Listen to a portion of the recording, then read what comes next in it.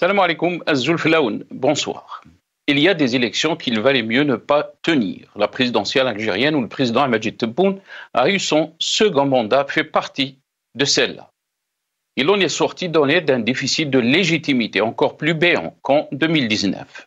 Contre la précipitation de trouver un successeur valide à Abdelaziz Bouteflika, Tebboune fut installé en sourdine à la tête de l'État. L'élection présidentielle du 7 septembre a été marquée par une abstention massive. Le régime prouve une nouvelle fois qu'il est en crise. Une crise de légitimité politique, mais également sociale et économique qui pousse chaque année une jeunesse à fuir le pays. Tebboune voulait une élection dont le seul enjeu est le taux de participation pour combler son déficit de légitimité originel. Il se trouve non seulement avec une abstention record confirmée, des chiffres abracadabrants et une image d'une Algérie nouvelle ternie aussi bien à l'égard des Algériens qu'à l'égard de la communauté internationale. Jamais un scrutin n'a été aussi entaché d'irrégularités les plus flagrantes. Aujourd'hui, Majid Tebboune a prêté serment alors que les résultats suscitent toujours la polémique. Officiellement proclamé vainqueur de la présidentielle avec 84,3% des suffrages exprimés et non plus 95% comme initialement annoncé. Le président a été investi pour un second quinquennat ce 17 septembre. Une date qui n'est pas fortuite puisque l'ancien président Abdelaziz Bouteflika est décédé le 17 septembre 2021. 3 ans après le décès de Bouteflika, on a choisi la date de l'anniversaire de la mort de Bouteflika pour introniser Tebboune pour un deuxième mandat. Une symbolique et un message politique pour faire la rupture avec le règne de Bouteflika. Du grand art, Tebboune veut être le chevalier blanc et faire oublier son passé. Et pourtant, n'a-t-il pas participé comme ministre et premier ministre pendant l'ère de Bouteflika? Il suffit pour s'en convaincre que le système n'est pas parti et que Tebboune ne peut lui livrer la guerre. Il suffit simplement de se rappeler de cette sentence agressive d'Abdelmajid Tebboune. Je jure que le programme de Fakhamatouhou Abdelaziz Bouteflika ne s'arrêtera pas, a-t-il déclaré. Dans un discours prononcé à l'issue de la cérémonie de la prestation de serment au Palais des Nations, le président Majid Tebboune a souligné qu'au cours du second mandat, nous engagerons des discussions soutenues et des consultations avec l'ensemble des forces vives du pays, politiques, économiques et juvéniles. Un dialogue national ouvert sera lancé, nous permettant de baliser ensemble le chemin qu'empruntera notre pays en matière de consécration de la véritable démocratie. Non pas celle des slogans, mais celle qui donne la souveraineté à ceux qui la méritent, a soutenu le chef de l'État. Notre pays ne prendra la voie que du salut que lorsque émergera une élite qui comprendra qu'avec une gestion pareille et qui dure depuis l'indépendance, on ne peut rien construire, encore moins l'homme algérien. De ce système, il ne reste que son côté pervers. Les hommes à sa tête n'ont retenu des anciens que leur laideur. Ça a toujours été la Issaba qui complote contre le peuple algérien pour perdurer au pouvoir. Nous débattrons avec nos invités de Tebboune, qui a prêté serment pour un deuxième mandat. Alors, les résultats suscitent toujours la polémique, mais aussi de sa promesse d'un dialogue national pour consacrer la véritable démocratie. Juste après cette petite intro.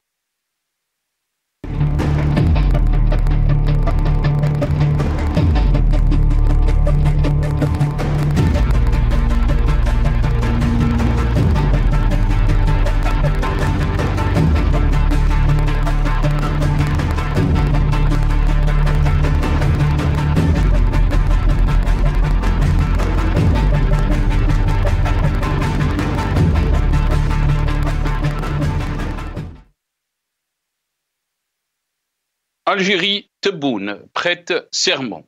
C'est du déjà vu, c'est le titre de notre émission pour ce soir. Et pour en parler, j'ai le plaisir d'accueillir dans cette émission professeur Nordine Aoussat, universitaire, analyste politique. Il est avec nous depuis Paris, via Skype. Nordine, bonsoir. Salam alaikum. Merci beaucoup d'avoir accepté l'invitation. Marhaba bik. يسلمك خويا نصر وعليكم السلام ورحمة الله. Salam alaikum à toi, à l'équipe de la régie, ainsi qu'à nos compatriotes qui regardent El Magharibia. Et heureusement qu'il y a encore El Magharibia pour qu'ils puissent entendre une voix qui les éclaire, une voix dissonante de malheureusement cette polyphonie qui dit Amen à tout. Merci beaucoup, Nordine. Merci beaucoup de votre présence dans cette émission. On aura le plaisir aussi d'accueillir Jamaldine Benchenouf, qui est journaliste, observateur aussi politique. Il sera avec nous aussi depuis la France via Skype. Je ne sais pas s'il est avec nous, Jamaldine Benchenouf. Non, pas encore. Nordine, on va commencer cette émission avec vous. On va revenir bien sûr sur cette journée. Majid Tebboune donc a prêté serment pour un début de deuxième mandat, alors qu'on n'a pas encore terminé ou on n'a pas encore tourné cette page de ces élections qui ont été très contrariées, très controversées, si on peut dire ainsi, par rapport aux chiffres. Mais avant de vous donner la parole, on va essayer d'écouter Majid Tebboune dans cette soundbite one, nos amis de la régie. Donc Tebboune, on écoute Tebboune et je reviens à vous juste après. C'est Nordine.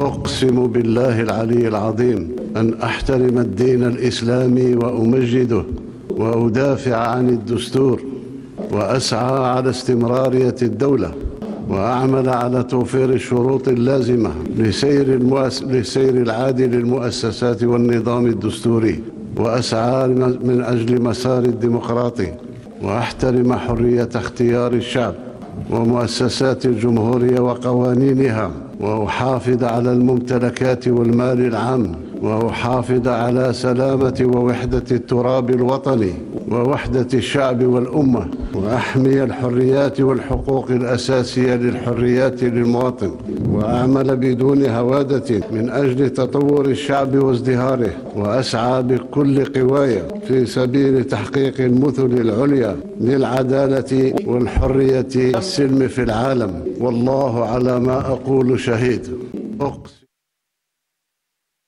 Voilà, donc on a entendu Majid Tebboune prêter serment dans cette petite vidéo. On va essayer, donc nos amis de la régie, j'arrive pas à entendre donc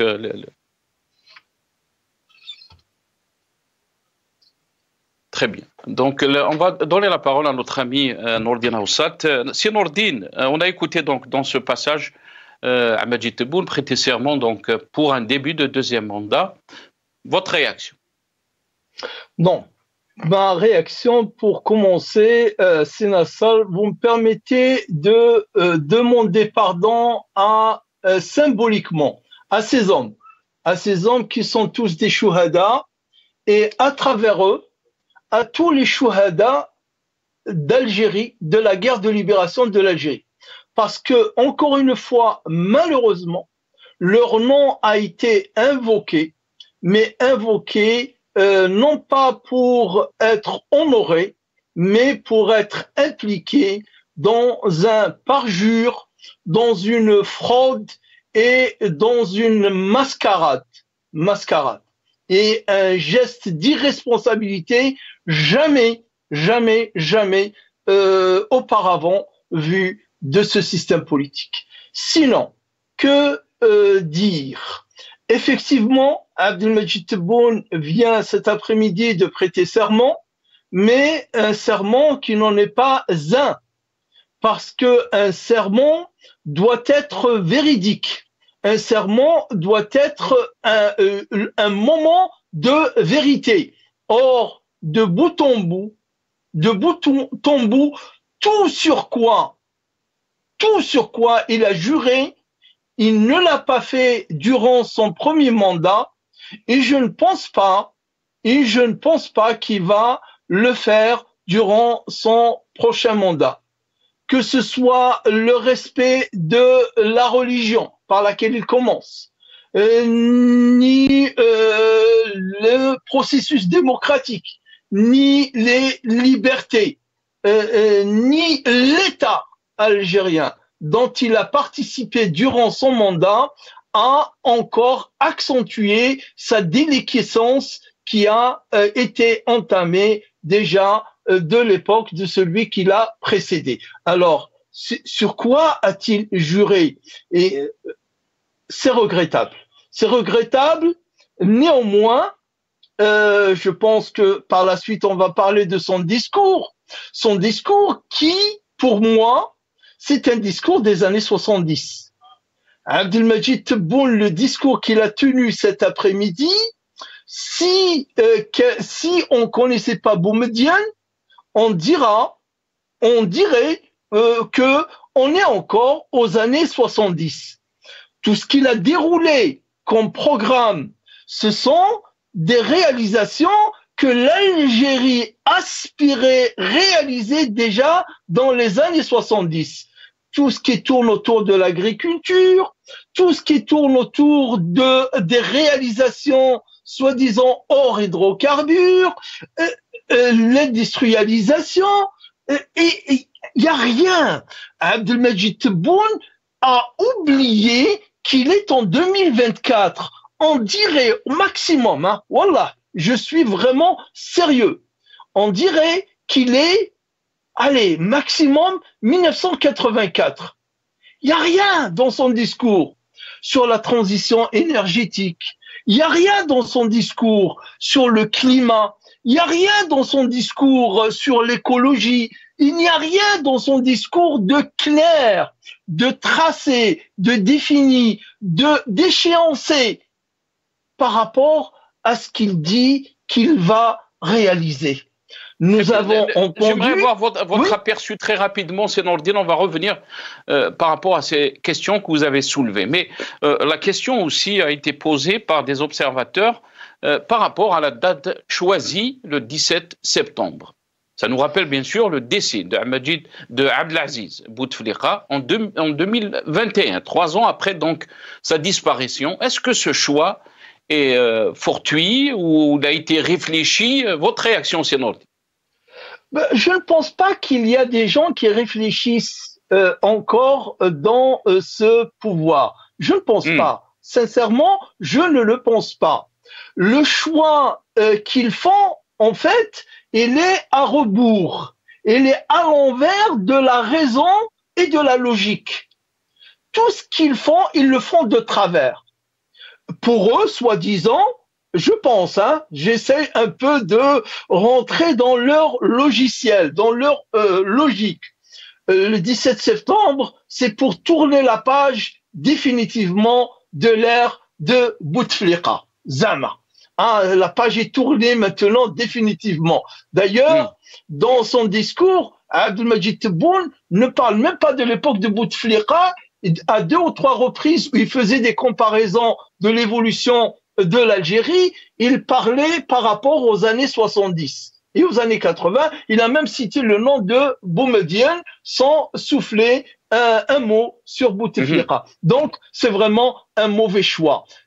Normalement, on meurt une fois physiquement, mais là, décidément, l'Algérie, le bouteflikisme vient de mourir une deuxième fois avec Abdelmajid Tebboune, qui, tu l'as bien dit tout à l'heure, Sinassal, il a juré de mettre en pratique intégralement et totalement le barnamaj de Fakhamatuhu, hein, le programme de son Altesse, son respectable, Abdelaziz Bouteflika. Donc là, avec ce discours-là, il vient de le tuer une deuxième fois. Il nous a montré que son premier mandat, c'était une continuité de la vision bouteflikienne de la gérance et de la gouvernance. Et le deuxième mandat, c'est pour consacrer tout cela et tuer une bonne fois pour toutes l'espoir. Mais, Inch'Allah Ta'ala, ça ne se fera pas, que le peuple algérien a compris. Très bien. Je rajouterai juste un mot à Sénassal. Oui, je rajouterai juste un mot. Ce qu'ils oublient, Majid Tebboune, ce qu'il oublie, c'est que l'époque de la crédulité et de la naïveté du peuple algérien, c'est terminé.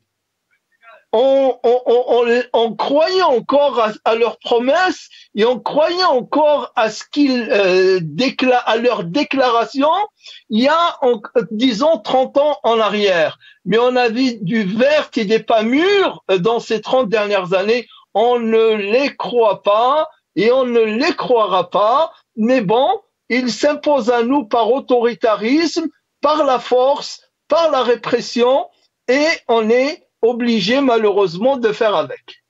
Très bien, reste avec nous, c'est Nordine.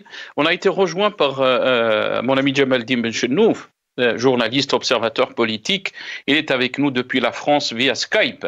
Si Jamal, marhaba bik, merci beaucoup d'avoir accepté l'invitation. Merci, sénateur, merci beaucoup. Un grand bonjour à mon ami Nordine, Afsat, et à tous vos téléspectateurs. Barakallahu fik. Barakallahu fik, Si Jamal. Si Jamal, une réaction de votre part par rapport donc à cette journée. Majid Tebboune a prêté serment, bien sûr. Il a félicité les deux candidats, les deux autres candidats, donc Hassani et Youssef Aouchiche. Mais aussi, il a parlé de la lourde amana, d'après ses propos. On va écouter dans ces petite vidéo ce qu'il a déclaré. Je reviens juste après.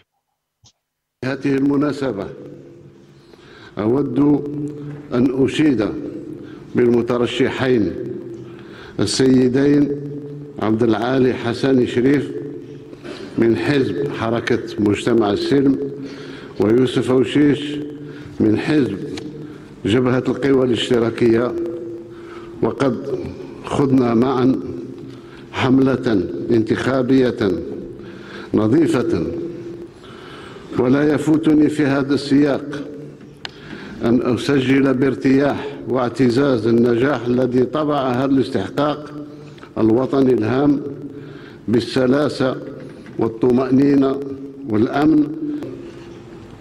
أحيي هنا الجيش الوطني الشعبي وأسلاك الأمن، كل الأسلاك الأمن وكل قطاعات المعنية بتوفير إسناد لوجستي لتحقيق الانتخابات شفافة حرة ونزيهة.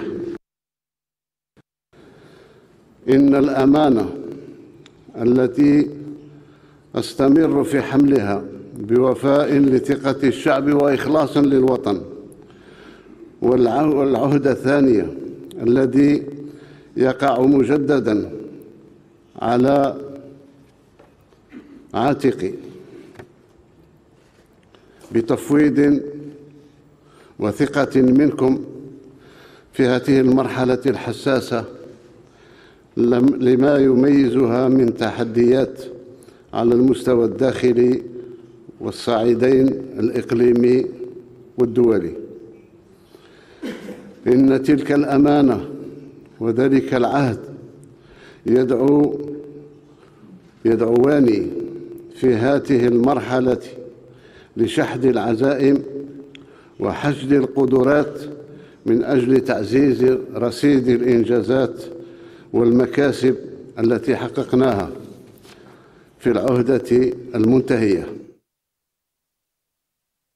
Si Jamaldine, vous avez entendu donc Majid Tebboune prêter serment, mais parler aussi de ses directions par rapport à ce deuxième mandat. Une élection qui a été marquée, bien sûr, par une abstention massive, le refus du peuple qui a été très clair à cette élection, et du deuxième mandat d'Majid Tebboune, mais aussi la cacophonie qu'on a vue pendant cette élection par rapport aux chiffres. Si Jamal, votre réaction? D'abord, moi, je ne dirais pas abstention massive.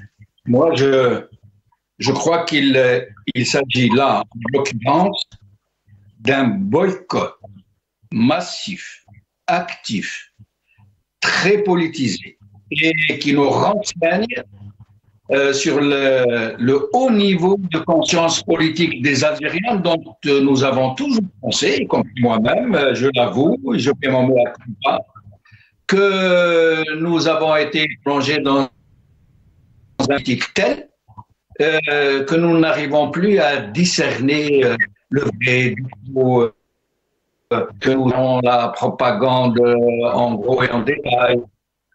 En fait, non. Pourquoi?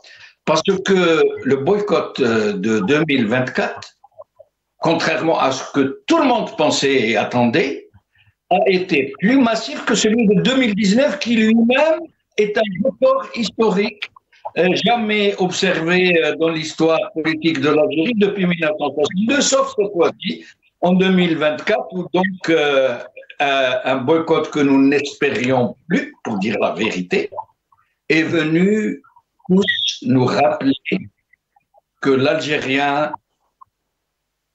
que la conscience politique, sous des couches successives de cendres et de boue, est encore vivace, et que tous les espoirs restent permis malgré l'état désastreux de la nation.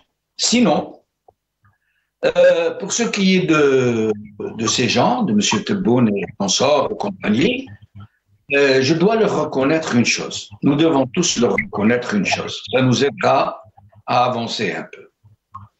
Le phénoménal culot, l'audace sans limite de gens qui, malgré tout ce qui est apparu en plein jour, grâce à une partie du régime, on ne sait pas encore laquelle, avec précision, même si on a des idées, une partie du régime qui a fait en sorte de renverser, comme on dit, la marmite. De renverser la marmite pour que tout soit visible. Ils m'ont contraint M. Botambo, comme on l'appelle, M. Charby, à divulguer les vrais chiffres après qu'il ait annoncé officiellement et solennellement, en tant que président de l'AMI, le chiffre de 48,03% de participation. Quelques heures plus tard, il a été contraint par on ne sait quel parti, que nous remercions malgré tout, quels que soient leurs calculs, quelles que soient leurs arrière-pensées. Il a non pas publié notre taux de participation, mais il a donné le chiffre des votants, ce qui revient au même quand on ramène le chiffre des votants sur celui des inscrits. On a tout de suite le taux de participation et celui-ci était d'environ 23%. Alors, imaginez-vous un peu, mon frère ami Nasser, imaginez-vous quelqu'un qui est élu au cinquième du corps électoral, au cinquième, environ 20%. Le plus grand boycott électoral jamais observé dans ce pays, alors que le Irak s'est tué depuis maintenant des années. Et qui vient toute honte bue, et qui vient nous asséner des choses et d'autres, de remercier les gens qui ont massivement, nous dit-il, voté pour lui, de remercier les deux lièvres qui l'accompagnent et qui sont tout sourire après qu'il leur ait accordé un peu de rab, au bout de 2 et 3 ans, on les a augmentés à 6 et à 9% à peu près. On a ramené le taux honteux, 94,6% de votants pour Tebboune sur le cinquième, il faut le rappeler, sur le cinquième du corps électoral, on l'a ramené à 84%, on a donné donc le reste aux deux lièvres, de remercier d'avoir aidé à la farce, qui n'ont pas réussi du tout. Et il arrive, le monsieur, devant un parterre de journalistes, de mercenaires, de tout genre. Et il arrive sur son cheval blanc et il nous déclame son patriotisme. Et il jure, il met la main droite sur le Coran et il jure sur Dieu qu'il y a du plus sacré. Alors que nous tous, nous savons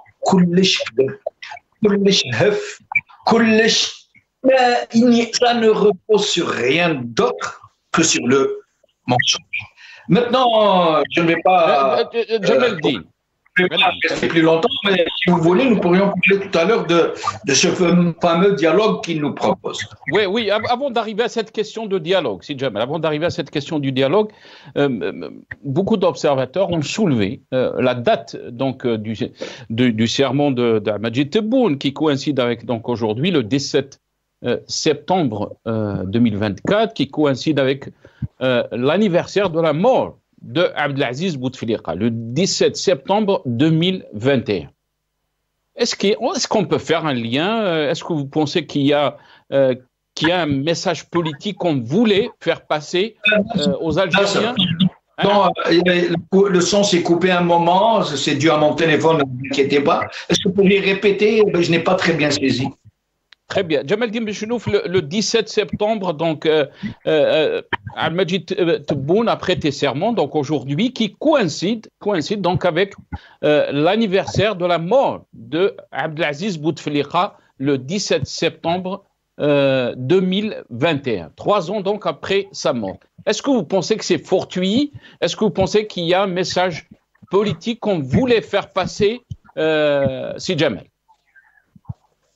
J'espère pour eux, mon cher ami, que c'est fortuit. J'espère pour eux vraiment qu'ils n'auront pas dépassé cette infâme limite de la... Parce que s'ils ont fait exprès de faire coïncider cette date avec celle de la disparition de feu le président Abdelaziz Bouteflika, auquel ce même personnage, M. Tebboune, jurait fidélité, rappelez-vous,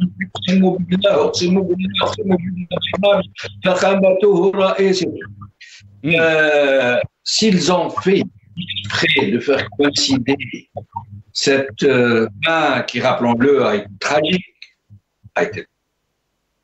cet homme dont certains Algériens embrasser le portrait qui faisait sa campagne électorale via portrait interposé avec l'aide, dont tout le monde savait qu'il était malade et que son frère Sergueï était le vrai président en fait, devant lequel tout le monde se couchait.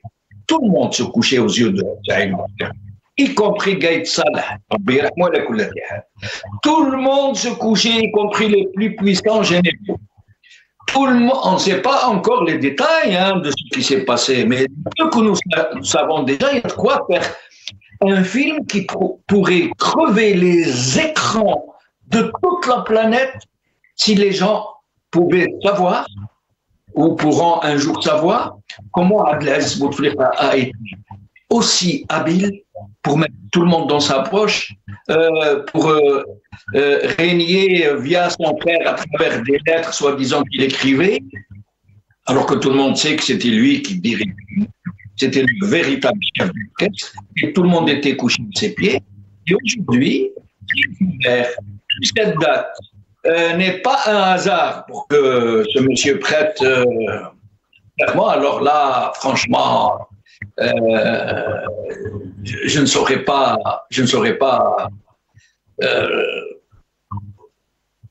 comment exprimer une telle honte, une telle ignominie, franchement. Très bien. Restez avec nous, si Jamel. On va revenir bien sûr sur cette question, sur les déclarations de Amajid Tebboune, qui a parlé donc pendant son sermon, il a fait un discours.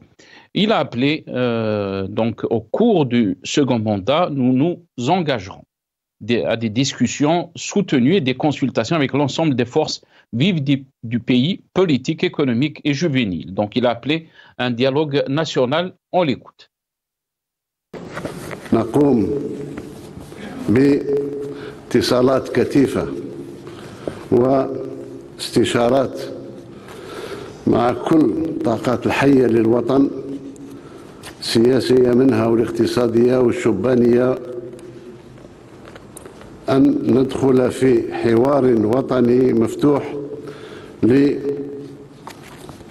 لنخطط معا المسيرة التي ستنتهجها بلادنا فيما يخص تجسيد الديمقراطية الحقة، مش ديمقراطية شعارات، ديمقراطية التي تعطي السيادة حقيقة لمن يستحقها.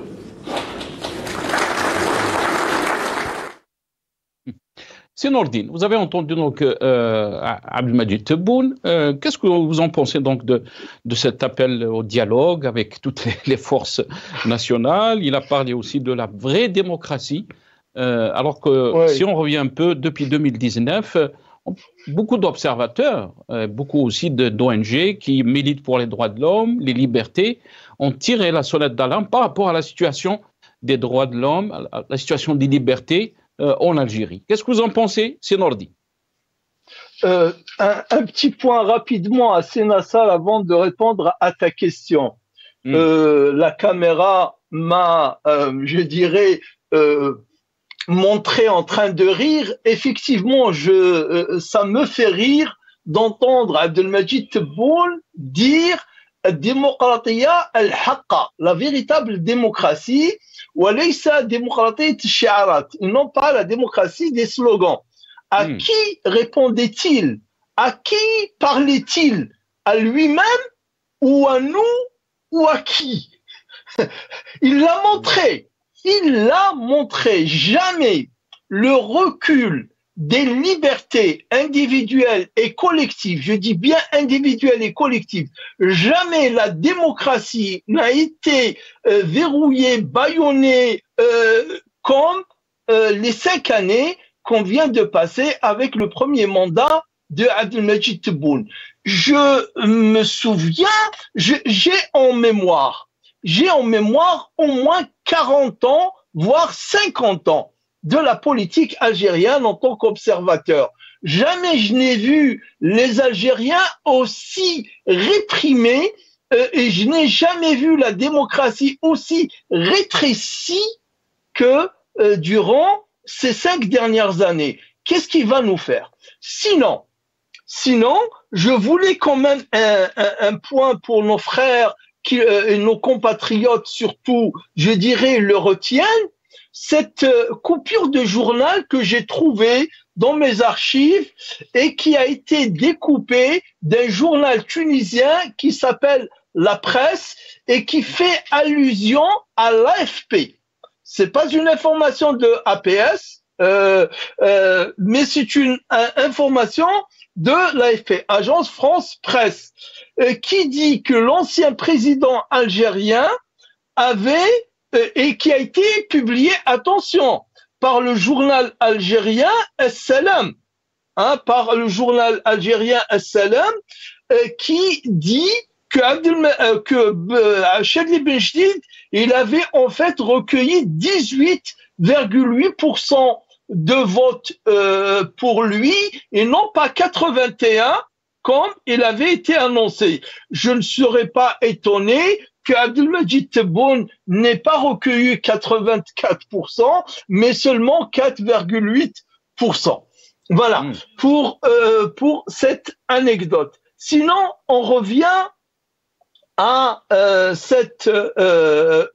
tout à fait. C'est cette on a mis l'article Sénordi. Très bien, très bien. Et je rajouterai juste une autre information. Je l'ai publié hier sur ma page Facebook, mais malheureusement, wallah, c'est désespérant. Wallah, c'est désespérant que nos compatriotes ont des informations factuelles. J'ai publié, j'ai rassemblé 3 articles qui avaient été publiés entre 2009 et 2018 par Algeria Watch. Et les 3 sont des interviews de Mohamed Shafiq Msbah. Mohamed Shafiq Msbah, c'est un lieutenant-colonel du DRS. Et dans les 3 articles, et qui étaient des interviews du journal L'Expression, du journal Le Soir, du journal Liberté, les 3 articles, ils donnent des chiffres à l'appui que la fraude a été toujours la règle et elle a été toujours massive, systématique et systémique dans les élections algériennes. Donc, qu'on ne vienne pas nous raconter des salades. Qu'est-ce qui va se passer maintenant pour le futur? Le dialogue, ce dialogue assez Nassar, moi j'ai un recul de 30 ans, exactement. En 1995, j'ai écrit un article, et il est dans mon livre, à la page 4, dans lequel je dis, regarde, je lis très rapidement, le commandement militaire n'a jamais dialogué. Une autre vérité plus connue, celle-là, est que l'armée ne dialogue pas avec ses contradicteurs. Elle n'a jamais dialogué. Et je cite un exemple. En Algérie, quand quelqu'un civil ou militaire se trouve en désaccord avec l'armée, bon, je cite un aveu et un témoignage de Youssef Khatib. Regardez ce que Youssef Khatib dit dans le journal Al-Alam Al-Siyasi en juin 1994. Le seul but du dialogue, engagé pourtant durant plusieurs mois, ça c'est moi qui le dis entre parenthèses, était d'isoler le fils et enlever la couverture politique aux groupes armés. Les militaires ne dialoguent jamais. Et juste pour que nos compatriotes comprennent, à cette époque-là, cette époque dont parle Youssef Al-Khatib, le colonel Youssef Khatib, Allah yarhamou wa yarham jami' al-mawta qu'on citera, les responsables du fils ont été sortis de prison et installés dans la villa la plus somptueuse d'Alger, la villa qu'on appelle Dar al-Marfi, Dar al-Marfi. Cette villa qui se trouve à côté de l'hôtel Saint-Georges, ils les ont installés là-bas, soi-disant pour dialoguer, et pendant des mois et des mois, ils nous faisaient croire qu'ils dialoguaient, mais en fait, ils n'ont jamais dialogué. Et un autre exemple par rapport au dialogue, on n'est plus dupe. En 1994, pendant qu'il se tenait un soi-disant Conseil de dialogue national, CDN, présidé par 3 généraux et 2 civils, les militaires, Khaled Nazar le dit dans son livre, Khaled Nazar, il négociait avec Bouteflika, qui était en exil, si il acceptait de rentrer pour prendre la place de Zeroual. Il n'y a pas de dialogue. Ils ne savent pas dialoguer. Ils ne veulent pas dialoguer. Le pouvoir ne connaît qu'une seule langue. Malheureusement, c'est celle du rapport de force, les rapports de force qui est en sa faveur, bien sûr, et qui nous impose depuis très, très longtemps. Très bien. Reste avec nous, c'est Nourdine. Bien sûr, il y a eu des réactions des personnalités politiques par rapport donc à ce discours de Abdelmajid Tebboune pour le serment de son deuxième mandat.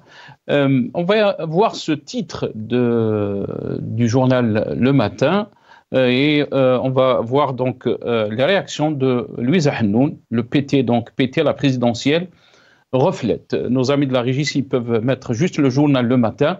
Voilà, la présidentielle reflète une crise systémique profonde qui affecte négativement l'État national. Donc ça, c'est les déclarations de Louisa Hannoun.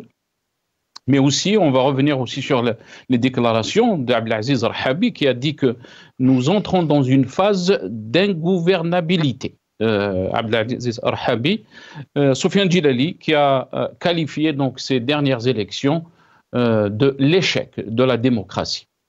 Si Jamel, d'un côté donc la réaction des personnalités politiques, mais de l'autre aussi dans le discours d'Abdelmajid Tebboune qui appelle donc à un dialogue et d'après lui qui va consacrer c'est la consécration de la véritable démocratie, non pas celle des slogans, si Jamel.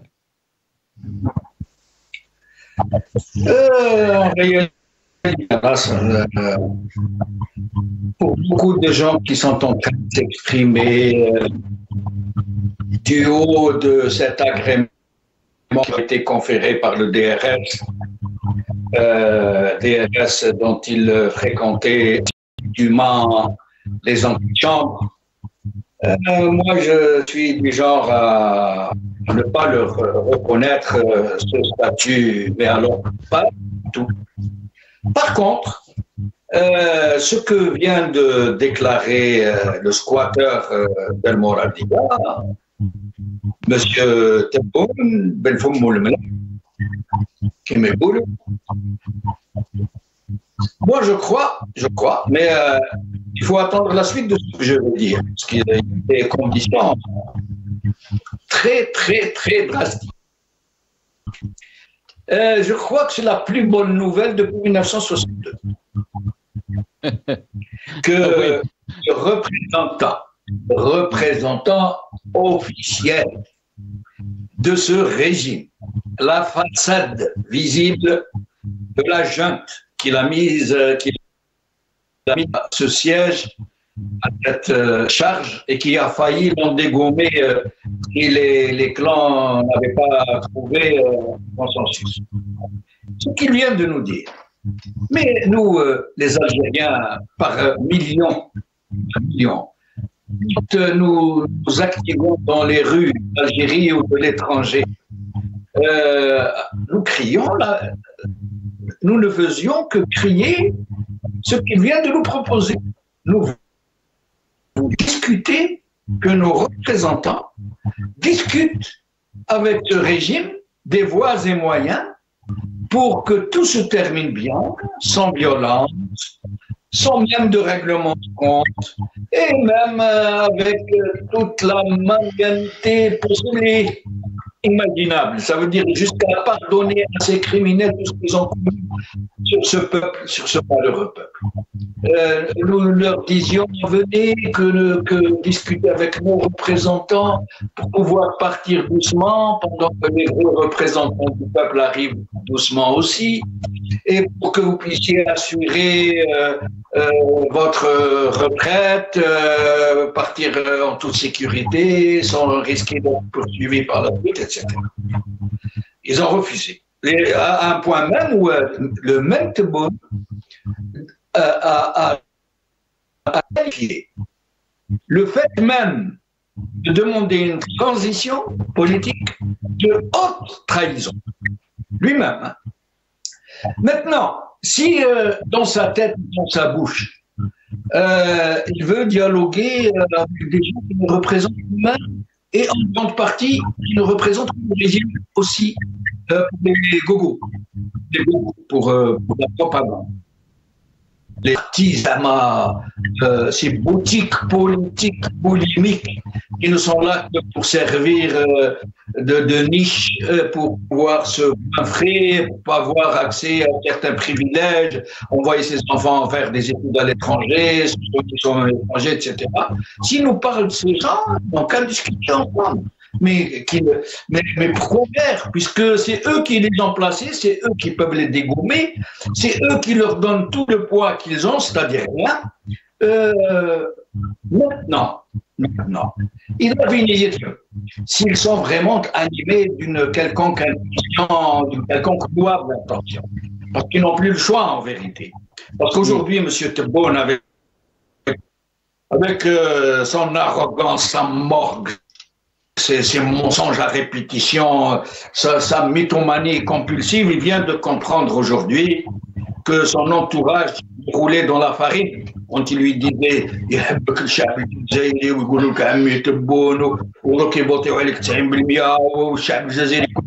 aura pas de boycott, il vient de découvrir l'amère vérité. Il sait aujourd'hui que 4/5 des Algériens l'ont boycotté. Et que dans le cinquième qui a participé entre guillemets au vote, il y a des militaires, il y a des morts qu'on a votés, il y a des abstentionnistes ou des boycotteurs qu'on avait voté 2 à 3 fois, et il y a le boudage des urnes. Je suis sûr et certain, je suis sûr, moi je connais bien ce système, de l'intérieur, qu'au grand maximum, il n'y a pas eu 10% de participation. Ça veut dire les clients naturels du régime, ceux qui trouvent leur compte. Sinon, tout le reste, il faut savoir, et les Algériens le savent mieux que personne, qu'aujourd'hui, la misère règne en Algérie. C'est-à-dire l'Algérie qui a crevé les plafonds de l'économie, qui est devenu un pays que le monde dont on envie, la croissance, qui ne produit en fait rien du tout que du pétrole qu'il extrait et qu'il vend. En vérité, c'est ça. Même le peu à gauche et à droite, si on calcule les intrants qui ont servi pour le produire, par exemple, prenez le poulet. Si vous calculez les intrants qui sont dans le poulet, il vaut mieux importer du poulet brésilien, ça coûte moins cher.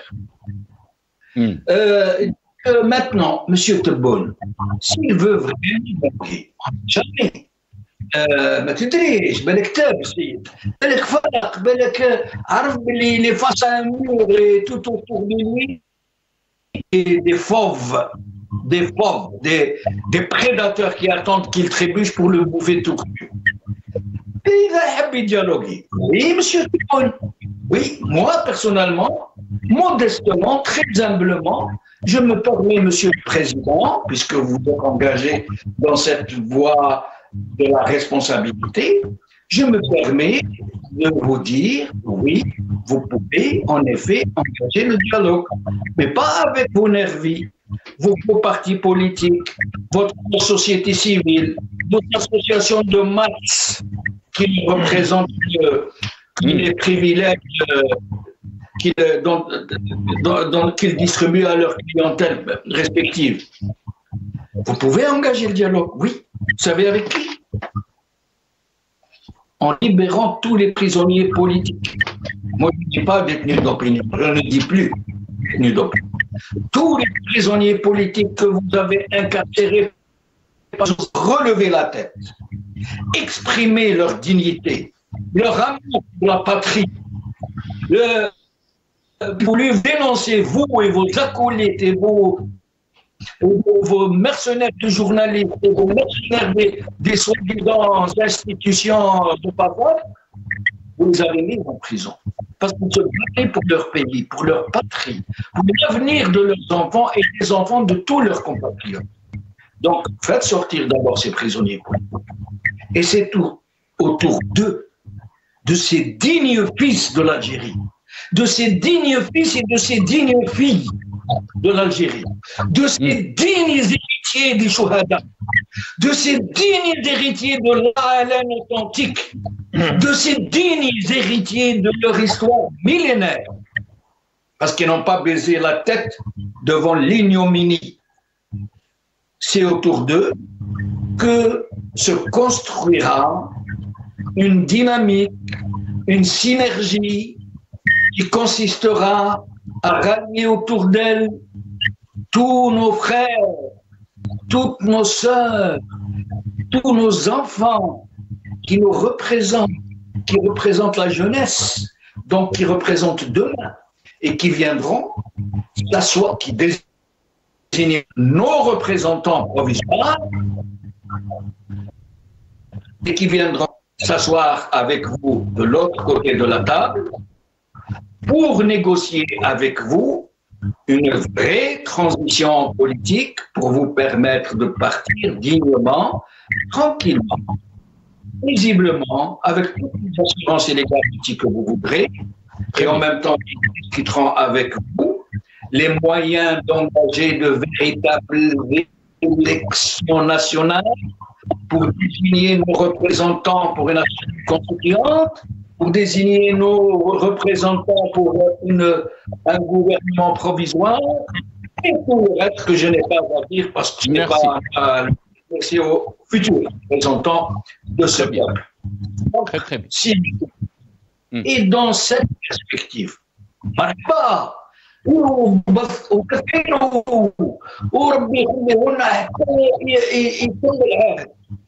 maintenant, s'il veut discuter avec les narvons, donc les schnotbal, j'écoute le corps, on félicite en élection écrasante, dans la télévision nationale. Ah ben, qu'ils aillent discuter entre eux. Très bien. Restez avec nous, Jamal Dine Atek Saha. Nourdine, si vous voulez rebondir très rapidement, parce qu'on m'a dit que le temps de l'émission est terminé, on a dépassé le temps. Très, très rapidement, c'est Nourdine. Oh là. Bon, écoute, je reviens. Donc, je dirais tant mieux pour ces Jamaldine que j'aime bien, qui soit si optimiste. Malheureusement, comme on dit, les promesses n'engagent que ceux qui y croient. Ce pouvoir, il n'a jamais promis un dialogue et il l'a tenu. Il n'a jamais tenu. Excuse-moi, je reviens sur ce que j'ai écrit en 95, calmement, tranquillement. Je dis cela. Résultat, les politico-militaires ne veulent pas du fils à l'époque, ne supportent pas une vraie démocratie, ne dialoguent pas, ils n'ont jamais fait preuve d'enthousiasme pour dialoguer. Cependant, ils n'ont absolument rien à proposer hormis la terreur dans laquelle ils veulent, et c'est déjà le cas, plonger le pays. Alors, je termine ce point. L'armée se résoudra-t-elle un jour à apprendre à dialoguer? Et point d'interrogation. Mais malheureusement, 30 ans après, j'ai la réponse. Cette question, je l'ai posée il y a 30 ans, et l'armée ne s'est pas résolue à apprendre à dialoguer. Ils ne veulent pas dialoguer. Je ne sais pas. Je suis démuni. Je n'ai pas de réponse. Mais il faut que notre langage, notre discours soit clair. Ne nous croyons plus à vos promesses. Donnez des gages. Montrez par des faits, par des actions que vous voulez le changement. Vous ne voulez pas le changement. Un dernier mot, Sénassal. L'Algérie, regarde, j'ai 2 exemples seulement, de livres écrits à 20 ans à peu près d'intervalle. Un écrit par un universitaire, Majid Benchir, Algérie, un système politique militarisé. Un autre écrit par un journaliste, Procès d'un système militaire, Kamal Khdar Chaouch. Les deux nous parlaient de système militarisé. Or, soyons objectifs, soyons honnêtes, l'Algérie n'a jamais été officiellement aussi militarisée que pendant les 5 dernières années de Abdelmajid Tebboune, qui a commencé avec la constitution de 2020, qui donne des prérogatives à l'armée qu'ils n'ont jamais eues depuis l'indépendance, et qui termine par un décret le 23 juin qui donne à l'armée encore des prérogatives qu'ils n'ont jamais eues depuis l'indépendance. Alors, il faudra se résoudre à accepter cela, malheureusement. Barakallahu fik, c'est Nourdine. Barakallahu fik, merci beaucoup à vous. Désolé, si Jamel, je ne vais pas vous donner le mot de la fin parce qu'on me dit on doit rendre l'antenne, mais je vous promets de vous inviter pour nous éclairer encore plus sur la situation politique en Algérie. Merci à mon ami Jamaldine Benchenouf, journaliste, observateur politique. Vous étiez avec nous depuis la France via Skype. Merci beaucoup. Professeur Nourdine Aoussat, universitaire, analyste politique. Vous étiez avec nous depuis Paris via Skype. Merci à vous, chers téléspectateurs, d'avoir suivi cette émission. Yatakoum Saha. Qawa ala khair.